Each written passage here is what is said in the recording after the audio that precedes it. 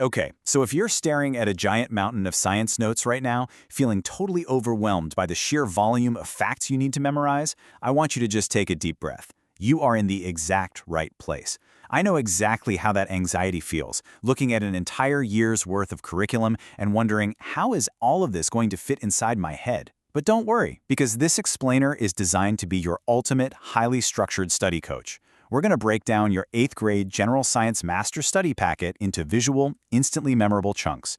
The goal here is simple, to help you be able to remember all of this perfectly for your final exam. So, here is our game plan. First, we'll cover the best way to study. Then, life, evolution, and DNA. Third, physics, waves and light. Fourth, Earth and human impact. And finally, surviving teacher trick questions. Okay, let's dive right into Section 1. The best way to study. Look, staring at a textbook and just hoping the information magically glues itself to your brain? Yeah, that simply doesn't work. We need an active strategy. So here are the 5 exact steps you need to lock this information in. First off, read one section. Just one. Don't try to swallow the whole chapter at once. Second, physically cover up the answers or the text. Third, and this is your absolute secret weapon for memory, explain it out loud from memory. Seriously, if you can't speak it out loud, you don't actually know it yet. Fourth, practice drawing out the diagrams, because muscle memory is huge here. And fifth, review your vocab every single night. Actively explaining and practicing, that's the key to moving facts from short-term panic into long-term memory. Moving on to Section 2. Life, evolution, and DNA. When it comes to biology, the absolute best way to remember all of this is by using rapid-fire visual associations. Take natural versus artificial selection, for example. These are incredibly easy to confuse on a test, so let's visually split them. Natural selection is nature doing the choosing, like dark mice surviving better on dark rocks, simply because predators can't see them. The helpful traits survive. Artificial selection, on the other hand, is when humans do the choosing. The classic example here is humans selectively breeding different dog breeds from wolves. So, just remember, nature selects for survival, while humans select for specific traits. Now, when we talk about evidence of evolution, fossils are a massive piece of the puzzle. And I want you to treat this quote like an absolute golden rule. Down is old, up is young. Sear that into your brain right now. When you're analyzing layers of rock on your exam, those lower layers are the older ones, and the upper layers are the younger ones. Just picture riding an elevator. Down is old, up is young. Let's see how this logic builds into genetics. Memorizing how our bodies work on a microscopic level can feel, well, a little abstract. So we're going to use a strict sequence-based memorization trick here. Walk through this flow with me. DNA to gene to amino acid to protein. DNA holds the master instructions, right? Genes are just specific sections of that DNA. Those genes code for amino acids, and then those amino acids string together to build proteins. And ultimately, it's the proteins that actually carry out your body's functions. Just remember that specific flow. All right, shifting gears to Section 3, physics, waves, and light. The absolute #1 rule you have to memorize for this physics section is that waves transfer energy, not matter. To really master this, let's contrast the two main types. Transverse waves happen when particles move perpendicular to the direction of the wave itself. Think of light, a wiggling rote, or ripples in water.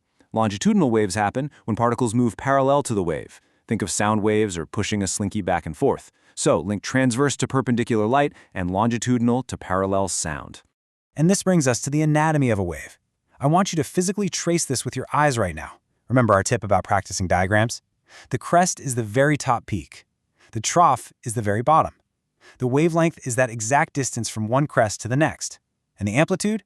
That's the height, measured straight from that flat middle equilibrium line up to the crest. Visually tracing these parts is exactly how you guarantee you'll remember the vocabulary. Now, what's really interesting about this next concept, the law of reflection, is how profoundly simple it is. When light bounces, it follows a very strict rule. Notice the red incoming ray and the blue reflected ray? The angle going in perfectly matches the angle going out. Angle of incidence literally equals the angle of reflection. Reflection is a bit different. That's when light bends because it changes speed in a new material. But for reflection, angle in equals angle out, every single time.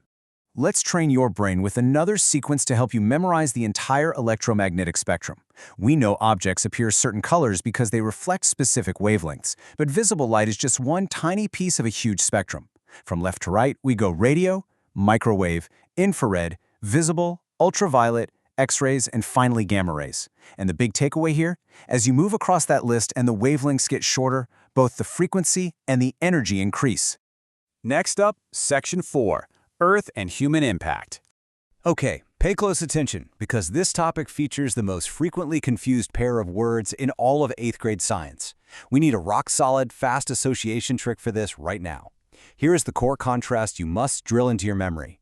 Rotation versus revolution. Rotation is the Earth spinning on its axis, kind of like a top. And that spin is what gives us day and night. Revolution is the Earth physically orbiting all the way around the Sun, and combined with Earth's tilt, that is what causes the seasons. So anchor this permanently in your brain. Rotation equals day and night, revolution equals seasons. And finally, Section 5, Surviving Teacher Trick Questions. Because let's be real, simply knowing the facts isn't always enough to get a perfect score. Test makers know exactly which concepts students get lazy with, and they actively build traps around them. We have to outsmart the exam. But before we face those traps, let's do a really quick speed run of our core associations. Ready? Natural selection. Helpful traits survive. Artificial selection. Humans choose. Mutation, a change in DNA. Amplitude, matches directly to loudness. Frequency, matches pitch and energy. Reflection, light bouncing. Refraction, light bending. Rotation, day and night. Revolution, seasons. Take a mental snapshot of all of this right now.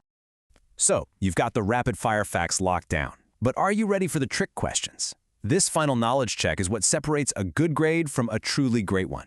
Let's expose the specific pitfalls teachers absolutely love to put on the final. Expose these traps and memorize the truth.